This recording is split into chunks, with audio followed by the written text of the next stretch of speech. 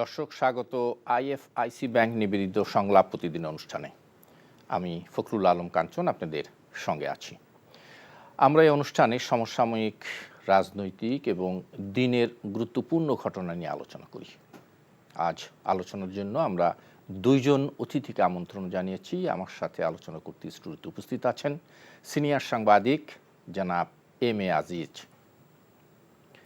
আছেন জাতীয় নাগরিক কমিটির সদস্য মোল্লা ফারুক আহসান। স্বাগত আপনাদের দুইজনকেই। আজিজ ভাই, আপনাকে দিয়ে শুরু করি। আজকে স্বরাষ্ট্র উপদেষ্টা জানিয়েছেন পুলিশ, র্যাব এবং আনসারের পোশাক পরিবর্তন করা হয়েছে। তিনি এই পরিবর্তিত পোশাক সাংবাদিকদের সাথে সামনে প্রদর্শন করেছেন এবং এরপরে বলেছেন যে শুধু পোশাক পরিবর্তন নয়, পুলিশের আইনশৃঙ্খলা রক্ষাকারী বাহিনীর মানসিকতাও পরিবর্তন করতে হবে। শুনতে চাই আপনার কাছ থেকে, বিশেষ করে গত রিজমে পুলিশের বিরুদ্ধে, র্যাবের বিরুদ্ধে যে সমস্ত অভিযোগ ছিল সেই প্রেক্ষিত তো আপনার জানাই, শুনতে চাই। ধন্যবাদ আপনাকে। আপনি যে দুইটি বললেন এটা যথেষ্ট নয়। বিজেপিরও কিন্তু ড্রেস বদল করা হয়েছে।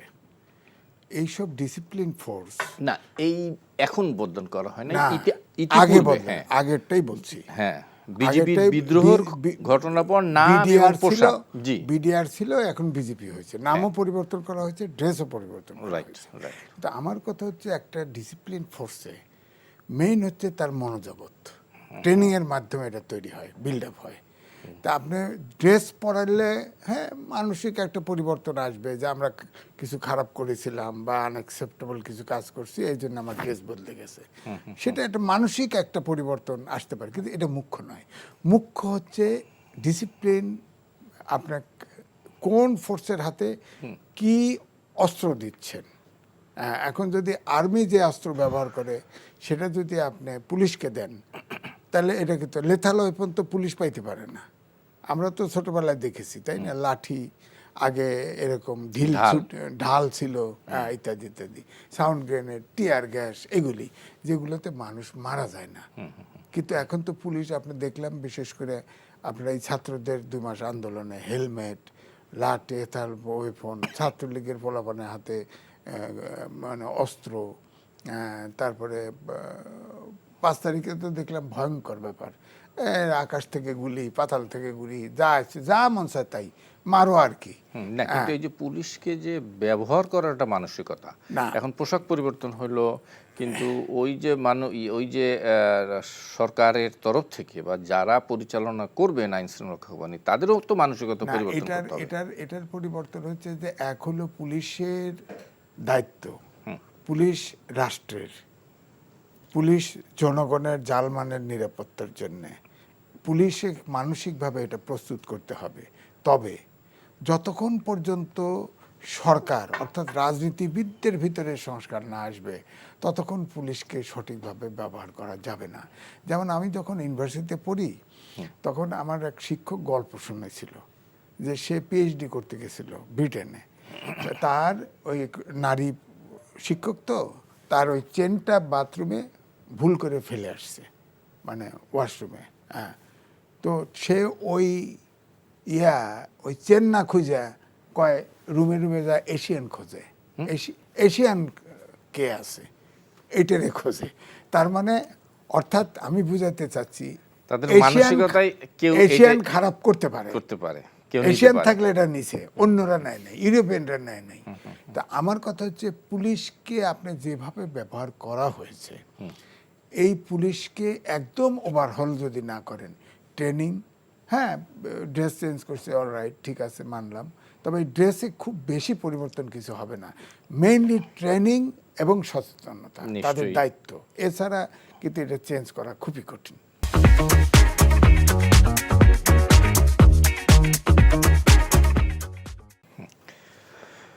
জনাব ফারুক হাসান, আপনার কথা শুনতে চাই যে রাজনৈতিক সিদ্ধান্তর বিষয় এসছে, আমাদের এমএস হয়ে বলছেন ট্রেনিং, মানসিকতা এবং সেই সাথে রাজনৈতিক সিদ্ধান্তের কথাও আছে, যে রাজনীতিতে কিভাবে পুলিশকে ব্যবহার করবেন, কতটুকু ব্যবহার করবেন, মানে তারও পরিবর্তন দরকার আছে, শুনতে চাই আপনার কাছ থেকে। দেখেন, আমাদের যে পুলিশ আইন, এটা হচ্ছে 1861 সালের একটা আইন দ্বারা পরিচালিত হয়। সেই সময় এই আইন তারা তৈরি করা হয়েছিল পুলিশকে এই জন্যই যে হচ্ছে বিরুদ্ধমত দমন, তৎকালীন যে হচ্ছে বাংলাদেশে এবং মানে দক্ষিণ এশিয়াতে একটা স্বাধীনতা, মানে 1857 সালের স্বাধীনতার যে একটা আন্দোলন হয়, এই আন্দোলনটার পরেই এই আইনগুলো তৈরি করা হয়েছিল স্বাধীনতাকামীদেরকে দমানোর জন্য। তো পুরোটা সময় জুড়ে পুলিশকে এমনভাবেই তৈরি করা হয়েছে যে হচ্ছে ব্রিটিশ আমল, পাকিস্তান আমল, তারপরে হচ্ছে বাংলাদেশের, এবং সর্বশেষ যে আমরা দেখলাম বাকশালী ফ্যাসিস্ট আমলে, যে এমনভাবেই তৈরি করা হয়েছে যে বিরুদ্ধ মত দমন এবং রাজনৈতিক প্রতিপক্ষ দমনের জন্য এদেরকে মানে এমনভাবে ট্রেন্ড আপ করা আর কি, মূল কাজের চেয়ে বড় কথা যে একটা নিপীড়ক বাহিনী হিসাবে। এখন একটা বিষয় হচ্ছে যে আমরা আমাদের ছাত্র জনতার পক্ষ থেকে একটা দাবি ছিল যে সামগ্রিক সংস্কার, যার পরিপ্রেক্ষিতে সরকার আমাদের দাবি মেনে নিয়ে একটা পুলিশ সংস্কার কমিশন বানিয়েছে। আমাদের যেই দাবিটা যে সামগ্রিক সংস্কারের মাধ্যমে পুলিশকে একটি যুগোপযোগী এবং মানে মানুষের সহায়তাকারী বাহিনী হিসেবে তৈরি করা। তো যেমনভাবে পুলিশের ট্রেনিংয়ে পরিবর্তন করতে হবে, পুলিশের আইনি যে কাঠামো আছে সেখানে পরিবর্তন আনতে হবে, পাশাপাশি হচ্ছে পুলিশের অভ্যন্তরীণ যে ব্যাপারগুলো আছে সেখানেও পরিবর্তন আনাটা অতীব জরুরি। মানে আমরা পুরোটা সময় জুড়েই স্বাধীনতার পরবর্তী সময়ে যে 53 বছরে পুরোটা সময় দেখেছি যে হচ্ছে রাজনৈতিক দলগুলো যারা ক্ষমতায় থাকে তারা তাদের সাথে পুলিশকে ব্যবহার করে। ইভেন আমরা 5 আগস্টের পরে দেখলাম যে কিছু পুলিশের মানে পোস্টেড যারা হচ্ছে কর্মকর্তা, তারা হচ্ছে রাজনৈতিক দলের সমাবেশে যে তারা স্লোগান দিচ্ছে। তাদের আসলে এই মানসিকতাটা তৈরি হয়েছে, এবং এই পুলিশ তৈরি হয়েছিল যেই সময়, সেই সময় পুলিশকে ঠিক এইভাবেই তৈরি করা হয়েছিল যে তারা হচ্ছে জমিদারদেরকে এবং যারা ব্রিটিশ যারা আসছে তাদেরকে সহায়তা করবে। না, সেটা তো গেল, কিন্তু আমাদের এই স্বাধীনতার এই যে এত বছর পরেও আমরা কেন আমরা সে মানবিক পুলিশ, জনগণের পুলিশ করতে পারলাম না? এটা মূলত হচ্ছে মানে যখন আপনার সামনে একটা বাহিনীকে আপনি ব্যবহার করার সুযোগ আসে আর কি, তখন প্রত্যেকটা রাজনৈতিক দল চায় যে পুলিশ তাদের লেঠেল হিসাবে কাজ করুক, এবং পুরো 53 বছরের প্রত্যেকটা রাজনৈতিক দলই এই জিনিসটার দিকে হেরেছে যে তারা হচ্ছে মানে পুলিশ তাদের লেঠেল হিসেবে কাজ করুক। তাদের ছাত্র সংগঠন, শ্রমিক সংগঠন, যুব সংগঠনের পাশাপাশি পুলিশও তাদের লেঠেল হিসাবে বিরুদ্ধ মত দমনের জন্য কাজ করুক। প্রত্যেকের সদিচ্ছার অভাব ছিল। না দেখেন, প্রত্যেকের সদিচ্ছার অভাব ছিল। আমরা ছাত্র সময়ে পুলিশ দেখতাম যে মিছিল টিছিল করলে লাঠি চার্জ করতো। যখন লাঠি চার্জ করতো আমরা স্লোগান দিতাম, পুলিশ তুমি যতই মারো বেতন তোমার 412। পুলিশ হেসে দিত। এখন পুলিশের মুখে হাসি নাই, পুলিশের মুখে শুধু গুলি আছে। এখন এই কাজগুলিতে রাজনৈতিক দল, জনগণ, সচেতন জনগণ সবার দায়িত্ব কম বেশি আছে। তবে সবচেয়ে বড় কথা হলো পুলিশ গঠন করা। পুলিশের ধরেন একটা আর্মিকে যে ট্রেনিং দেওয়া হয়, 2 বছরের ট্রেনিং দেওয়া হয় এবং সিরিয়াস ট্রেনিং, ভয়ঙ্কর ট্রেনিং। এই ট্রেনিংয়ে বলা হয় যে কাদামাটিকে যেমন তৈরি করা হয় ওরকম পুলিশের তো অত রেজিমেন্টের ট্রেনিং হয় না। তারপরেও আমি বলবো যে সব দেশেই তো পুলিশ দেখলে, পুলিশ, আমার মেয়ে ব্রিটেনে লেখাপড়া করছে, পুলিশ দেখলে সবচাইতে নিরাপদ সব। আর আমরা পুলিশ দেখলে দৌড়ায় পালাই আর একটা ভেজালে পড়বো। হ্যাঁ, একটা মানুষ বিপদে পড়ছে, মার্ডার হয়েছে, খুন হয়েছে, চুরি হয়েছে, কেউ সাক্ষী হতে চায় না, কারণ করলে পুলিশ প্যাঁচ লাগাই দিবে, আবার কত দৌড়াদৌড়ি। সুতরাং এই যে পুলিশের যেটা বলছি যে মানবিক গুণাবলী তৈরি করা এবং পুলিশের ট্রেনিং, দায়িত্বের ভিতরে ফিক্সড রাখা, এটা কিন্তু যারা পলিটিশিয়ান, যারা পুলিশকে ব্যবহার করে, পরিচালনা করে, তাদের দায়িত্বটা কিন্তু মুখ্য। একটা পুলিশ যদি খারাপও হয়, সে কিন্তু যদি আপনার টাইট ফ্রেমে রাখেন, তার পক্ষে কিন্তু খুব বেশি বেরিয়ে যাওয়া সম্ভব না। আর গত যে আপনার ছাত্র আন্দোলনের সময় যেটা ঘটেছে পুলিশের, এটার আরেকটা নেগেটিভ যুক্তি আছে। সেটা হচ্ছে পুলিশ যদি গুলি না চালায়, পুলিশ যদি ব্যবহৃত না হয়, তার প্রমোশন হয় না, তার ভালো পোস্টিং হয় না, তো সে তার ওই কারণেও হয়। আবার রিক্রুটমেন্ট ব্লাড টেস্ট করে করে করা হয়েছে যে ওই দলের প্রতি অনুগত কিনা, তার বাপ, তার চাচা, তার দাদা এরা কোন পার্টি করে, যদি ওই পার্টি করে তাহলে সে চাকরি পাবে, নাহলে পাবে না। তো তার ব্লাডই তো ওইভাবে কথা বলে। তা আপনাকে এই জন্যই বলা মানে হচ্ছে রিক্রুটমেন্ট থেকে শুরু করে ট্রেনিং একদম, থেকে training। শুরু করে সবকিছুরই একটা আমূল পরিবর্তন দরকার। পরিবর্তন এবং মানসিকতা চেঞ্জ করতে হবে। হ্যাঁ, মানসিকতা চেঞ্জ করতে হবে। শুধু পুলিশের মানসিকতা চেঞ্জ করলে তো হবে না, আমাদের রাজনৈতিক দল, পুলিশ যারা পরিচালনা করে তাদেরকেও পরিবর্তন করতে হবে। তাদের দায়িত্বটাই বেশি। পুলিশকে আপনি যদি অল্প ট্রেনিংও দিয়ে দেন, যদি টাইট নিয়মের ভিতরে রাখেন, তাহলে তার কিন্তু অপরাধ করার সুযোগ কম থাকে। যেমন উদাহরণ দিই, দেখেন যে আন্দোলনের শেষে প্রায় 60% থানা পুড়ে গেল, অস্ত্র লুট হয়ে গেল। আর এর আগের 2 বছরে আড়াই লাখ এবং 2 লাখ, মোট 4.5 লাখ অস্ত্র আপনার লাইসেন্স দেওয়া হয়েছে পুরা ওই আওয়ামী লীগের কর্মীদের, নেতা কর্মীদের, ছাত্রলীগ, যুবলীগের। আচ্ছা, এরপরে যত লাইসেন্সধারী অস্ত্র আছে সব লাইসেন্স বাতিল করা হয়েছিল। তারপরে যৌথ বাহিনী লাগালো যে সব অস্ত্র উদ্ধার করো। কই অস্ত্র কোথায় উদ্ধার হয়েছে? পারবেন আপনি? এই অস্ত্র তো মাঠে আছে, এই মাঠে তো অস্ত্র আছে, কারো না কারো কাছে আসতে অস্ত্র সুযোগ পাইলেই ব্যবহার হবে নিশ্চয়ই। আমার অর্থাৎ এটাও বলছি যে সর্বদিকে আপনার আইনের শাসন থাকতে হবে, শাসন থাকতে হবে এবং সেটা প্রয়োগও থাকতে হবে। নিশ্চয়ই। একটু ভিন্ন প্রসঙ্গে যেতে চাই, আমাদের কাছে ছাত্র প্রতিনিধি আছে, শুনতে চাই জনাব মোল্লা ফারুক আপনার কাছ থেকে, যে আপনারা নাগরিক কমিটি ঘোষণা এসছে যে তারা আগামী মাসে নতুন রাজনৈতিক দল গঠন করবে। তো এই আমার প্রশ্ন হচ্ছে, এই নতুন একটি রাজনৈতিক দল গঠন করার প্রয়োজনীয়তা মানে কেন হইল, আর এটা দরকার কি ছিল? এত রাজনৈতিক দল আছে দেশে। ধন্যবাদ। আমাদের দেশে গত 16 বছর যাবৎ কোনো ইলেকশন নাই, যদি আমি বলি আর কি। তো বাংলাদেশের 40% যারা তরুণ, তারা এবার প্রথমবারের মতো ভোট দিবে। তারা এর আগে কখনো ভোট দেওয়ার মতো সুযোগ তারা পায় নাই। আর তাদের যে চিন্তা ভাবনা, তাদের যে কথা বলা, তাদের যে মানসিকতা, এই মানসিকতা ধারণ করার এখানে আমরা বলতেছি আমরা একটা জেনারেশনাল ফাইটে আছি।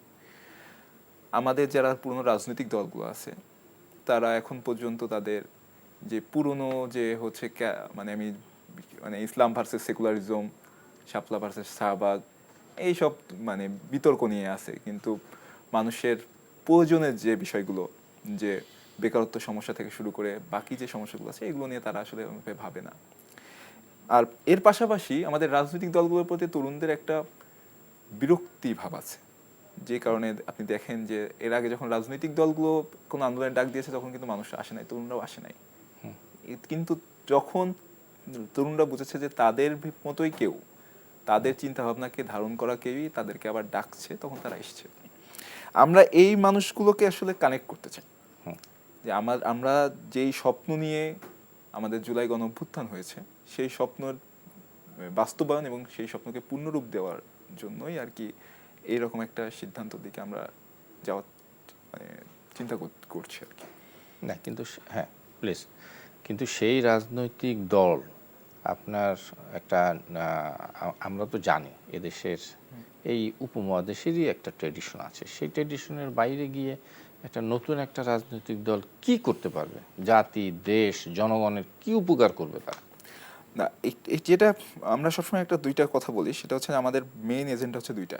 একটা হচ্ছে মানে আপনার বিচার, মানে যে জুলাই গণঅভ্যুত্থানের বিচার। আমরা যেহেতু গণঅভ্যুত্থানের মাধ্যমে বেড়ে ওঠা রাজনৈতিক শক্তি, এখন আমরা রাজনৈতিক দল হিসেবে নিজেদেরকে আত্মপ্রকাশ করিনি। আমাদের মেইন এজেন্ডা হচ্ছে বিচারহীনতা, মানে বিচারহীনতার যে সংস্কৃতি, সেটা ধ্বংস করে আওয়ামী লীগের এবং যারা জুলাই গণহত্যার সাথে জড়িত ছিল তাদের বিচার, এবং যেই সংস্কারের প্রস্তাবনাগুলো এসছে, এই সংস্কার প্রস্তাবনার পূর্ণ বাস্তবায়ন। এখন এমত অবস্থায় আমরা মানে একটা নতুন রাজনৈতিক শক্তির আসলে আমাদের ইতিমধ্যে আমরা প্রায় 210টার মতো থানা কমিটি গঠন করেছি। তো আমরা বিভিন্ন থানায় বিভিন্ন মানুষের জনের কাছে গেছি, তারা প্রত্যেকেই বলেছে যে আসলে পুরাতন যে রাজনৈতিক বন্দোবস্ত, এই রাজনৈতিক বন্দোবস্তের প্রতি প্রত্যেকেই বিক্ষুব্ধ। এমত অবস্থায় মানুষের ভিতর থেকে একটা চাওয়া আছে যে হচ্ছে কেউ একজন আসুক তার কথাগুলো বলার জন্য। আমি একটা কথা বললাম যে এই যে বললাম 40% তরুণ জনগোষ্ঠী, না সেটা তো আছে, কিন্তু আপনার বিরুদ্ধে আপনাদের মানে বিরুদ্ধেও একটি কথা আছে, সেটা হলো কিংস পার্টি। বলা হচ্ছে ক্ষমতায় থেকে বিশেষ সংস্থা দ্বারা এই পার্টি মানে গঠিত হচ্ছে। এটার কি জবাব দিবেন? আচ্ছা, মানে এর আগের যে কিংস পার্টিগুলো গঠিত হয়েছে সেই কিংস পার্টিগুলো দেখবেন যে হলো অনেক বড় বড় নেতারা এসেছে। মানে এটা যদি আলটিমেটলি কিংস পার্টি হতো তাহলে আমি হয়তো এখানে আসার সুযোগ পাইতাম না, কেন্দ্রীয় কমিটিতে আসার সুযোগ পেতাম না। আমার মানে আপনি আর যদি আমাদের যে 210টি প্রায় থানা কমিটিগুলো গঠিত হয়েছে প্লাস অন্যান্য কমিটিগুলো যে গঠিত হয়েছে, আপনি আমাকে দেখান যে কোনো একটা দল মানে বিশেষ কোনো প্রলোভন দেখিয়ে কোনো রাজনৈতিক দলের কোনো নেতাকে, স্থানীয় প্রভাবশালীকে আমরা প্রলোভন দেখে নিয়ে আসছি, এরকম কোনো নজির নাই। এখানে তারাই আছে যারা হচ্ছে জুলাই গণঅভ্যুত্থানে একটা স্পিড নিয়ে, একটা মানে নতুন কিছু করার স্বপ্ন নিয়ে যারা রাস্তায় নেমেছিল সেই মানুষগুলোকে আমরা সংগঠিত করছি, এর বাইরে তেমন কিছু না।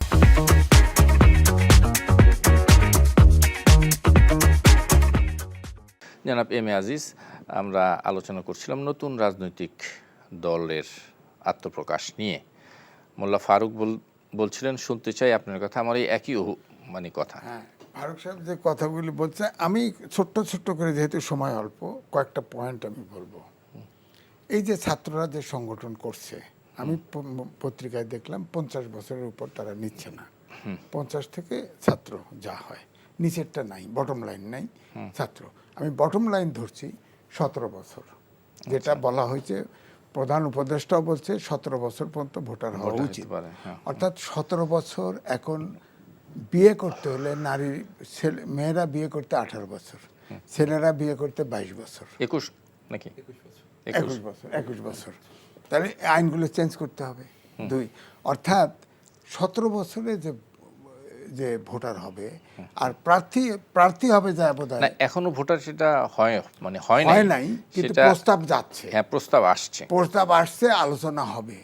এখন সবাই এগ্রি করবে কি করবে না পরের ব্যাপার। এই যে প্রস্তাবগুলো আসছে এবং প্রধান উপদেষ্টার মুখ থেকে আসছে, অর্থাৎ এটাতে বলা হচ্ছে, ধারণা করা হচ্ছে, পারসেপশন তৈরি হচ্ছে ছাত্রদেরকে বেশি ভোটার বানানোর জন্য, ছাত্রদের ভিতরে প্রার্থী বেশি হতে পারে এই জন্যে এইটা কমানো হচ্ছে।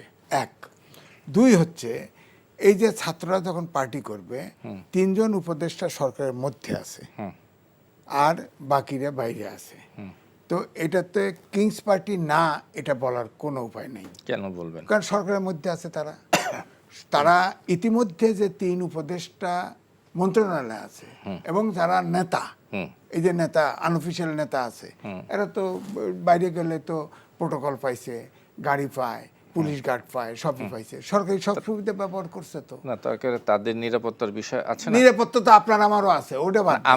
আপনি তো জনগণ না, তারা পার্টি করতেছে, তারা জাতীয় নাগরিক কমিটি করছে, আপনি জনগণ, তারা প্রোটোকল। আপনার অন্যান্য রাজনৈতিক দলগুলো, আমি নাম নিচ্ছি না, এখন যারা প্রধান রাজনৈতিক দল, এরকম দলের যে সমস্ত নেতারা যাচ্ছে তাদের জন্য সার্কিট হাউস খুলে দেওয়া হচ্ছে, তাদের জন্য পুলিশ মানে পাহারা দেওয়া হচ্ছে। সার্কিট হাউস, শোনেন, একটা রাজনৈতিক দলের নেতা, ধরেন একজন এক্স মন্ত্রী ছিল, এমপি ছিল, সে তো জেলখানায় ডিভিশন পায় অ্যাকর্ডিং টু রাইট, তাই না?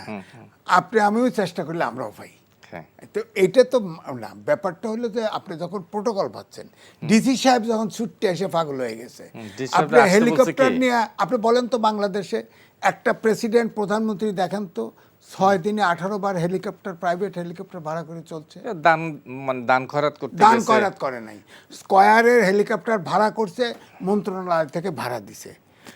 30,000 টাকার কম্বল দিতে গিয়ে আপনার অন্তত 8 লাখ থেকে 10 লাখ টাকা খরচ করছে এই ছাত্র উপদেষ্টা। হেলিপ্যাড ছিল না, হেলিপ্যাড বানাইছে, আবার হেলিকপ্টার ওড়ার পরে হেলিপ্যাড ভেঙে ফেলাইছে। না, এটা বিপদে পড়ছে না। আমি আপনাকে বলি, ভবিষ্যৎটা বলি, এই মিনিস্ট্রির পয়সা, তার মানে এটা নাগরিকের পয়সা, জনগণের পয়সা, এটা অডিট হবে না? নেক্সট কেউ যদি ধরেন অডিটে ধরে, এই খরচ কেমনে হইলো, কি জবাব দেবে? অর্থাৎ ধরা খাওয়ার রাস্তা তৈরি করছে। তা আমি এই জন্যই বলছি যে ছাত্রদের অর্থাৎ এটা কিংস পার্টি। এখন ধরেন আপনি যখনই রাজনৈতিক দল ঘোষণা দিবে এর ভিতরে হয়তো যার যার অনেক পার্টির সমর্থক আছে, এর ভিতরে কম বেশি হয়তো যার যার পার্টির লোক তার তার জায়গায় ফেরত চলে যেতে পারে, একটা। দুই, আপনি আমি আসতেও পারে, আসার সম্ভাবনা কম পার্টি ছেড়ে, কম, খুব কম, খুব কম, তাই? খুব কম। হ্যাঁ, আচ্ছা। আছে বাম দল আছে না, এই যে জোনায়েদ সাকি টাকির দল আছে না, ওরা থাকবে, নেতা হইতে পারবে এখানে, ওরা ফিরে গেলে তো এমপি হইতে পারবে না, কিন্তু জামাতের লোক থাকবে না, বিএনপির লোক থাকবে না, দুটো মেজর পার্টির কেউ থাকবে না, এটা জেনে রাখেন। দুই, আপনার এই ছাত্ররা যখন পার্টি করবে, আমির নির্বাচনে আওয়ামী লীগের সময় কিংস পার্টি বড় বড় নেতা দিয়ে করছে না, তারা তো ফর্মিডেবল প্রার্থী ছিল, বড় বড় নেতা ছিল। তিনটা দলের একটি ক্যান্ডিডেটের জামানত থাকে নাই, সব জামানত বাজেয়াপ্ত হয়েছে। আমি আজকে লিখে রাখতেছি, ও তো আছে ছোট ভাই বলে সাক্ষী রেখে বলতেছি, এই পার্টি যখন রাজনৈতিক দল করবে, নির্বাচনে যাবে, আলাদা নির্বাচন করলে একজনেরও জামানত থাকবে না। তার চাইতে যেটা ছিল এক। 4 নম্বর হচ্ছে এই ছাত্র এখন যা আছে, একদম স্কুলের ছাত্র থেকে ইউনিভার্সিটির ছাত্র পর্যন্ত আছে, এরা পড়াশোনার দিকে আগ্রহ কমে গেছে। এই যে 5 থেকে 6 বছর জেনারেশন, রাষ্ট্র গঠন করতে হবে, দেশ গঠন করতে হবে, পড়াশোনা তো খুব জরুরি না? শেষ করি বলতেছি, 5-6 বছরের যে জেনারেশন গ্যাপ হবে, এই গ্যাপ কি দিয়ে পূরণ করবেন? আমি তো আপনার এখানেই বলছি, বর্তমান শিক্ষা ব্যবস্থাই অচল অটোমেশনের যুগে। সেখানে আপনি শিক্ষাকে অত্যন্ত উৎকর্ষ আরো করবেন, এখানে ছাত্রদেরকে সরকার চালানোর ব্যাপারে ব্যস্ত করে দিয়েছেন। এই যে জেনারেশন গ্যাপ, পৃথিবীর ভিতরে আমাদের দেশে, আমরা ডেমোক্রেটিক ডিভিডেন্টের দেশ, 64% লোক কাজ করতে পারে।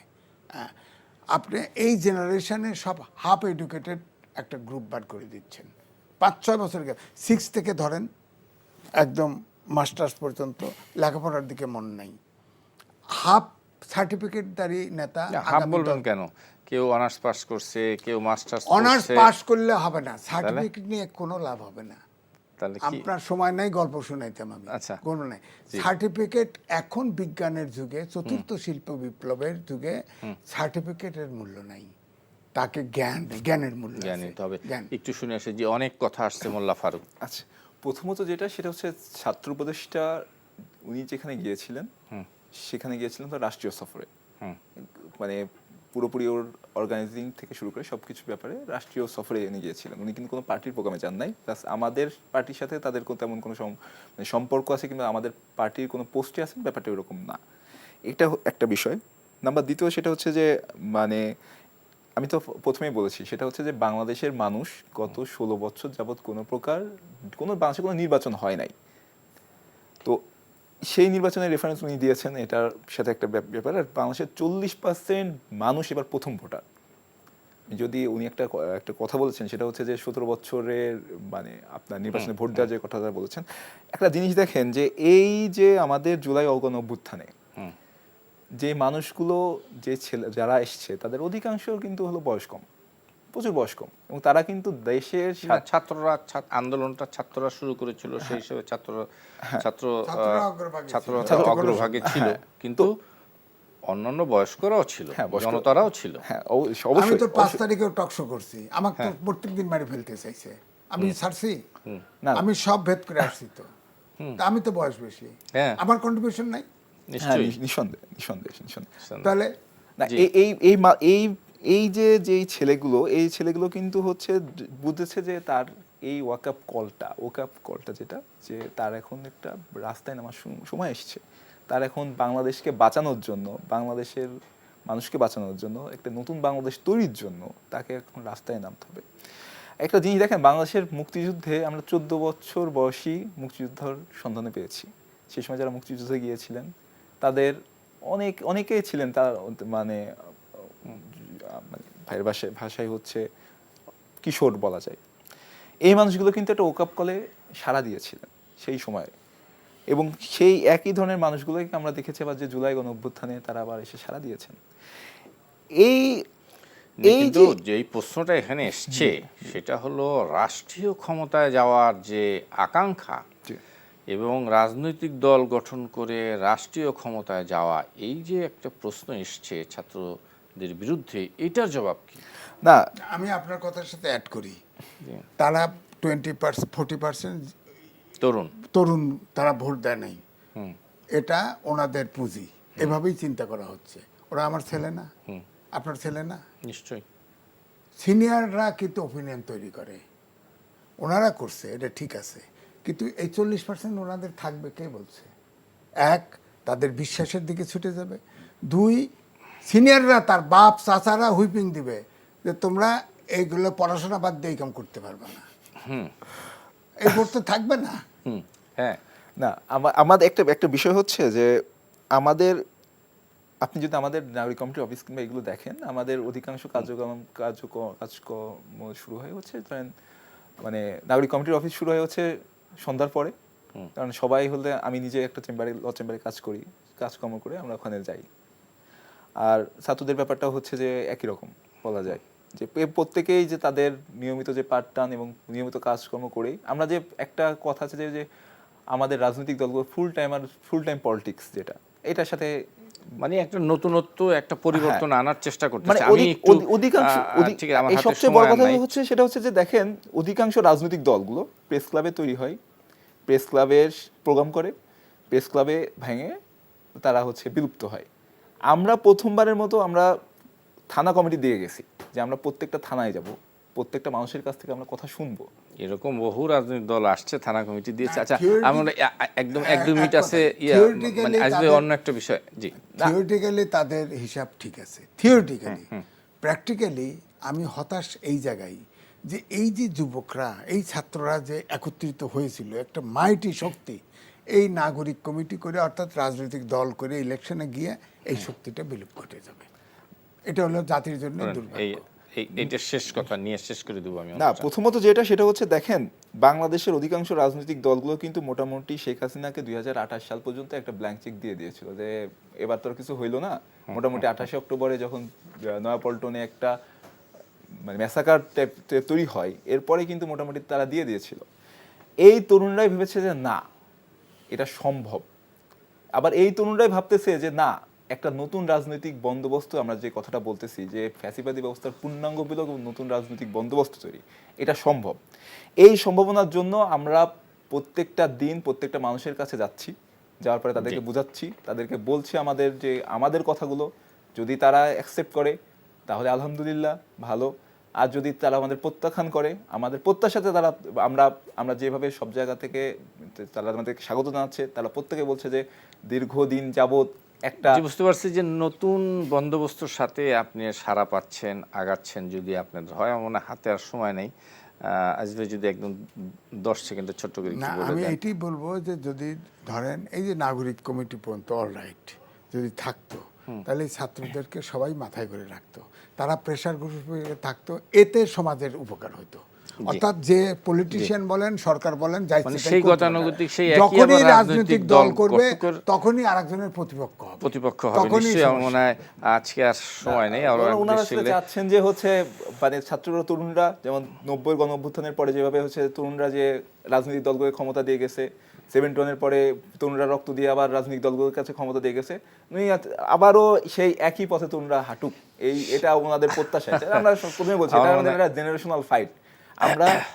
আমরা রাজপথে রক্ত দিয়েছি, আমরা নতুন বাংলাদেশের স্বপ্ন দেখেছি, এবং আমরা সেই নতুন বাংলাদেশের স্বপ্ন বাস্তবায়নের জন্য আমাদের সর্বোচ্চটুকু দেব। আমার মনে হয় আমরা সেই সময়ের দিকে তাকিয়ে থাকি, দেখি আমরা কি হয়। এই অনুষ্ঠানে কষ্ট স্বীকার করে এসছেন জনাব মোল্লা ফারুক, জনাব এম.এ. আজিজ, আপনাদের দুইজনকে অনেক অনেক ধন্যবাদ। দর্শক, আপনাদেরকে ধন্যবাদ যারা এতক্ষণ আমাদের সঙ্গে ছিলেন। আগামী অনুষ্ঠানে আবার দেখা হবে। শুভ সন্ধ্যা।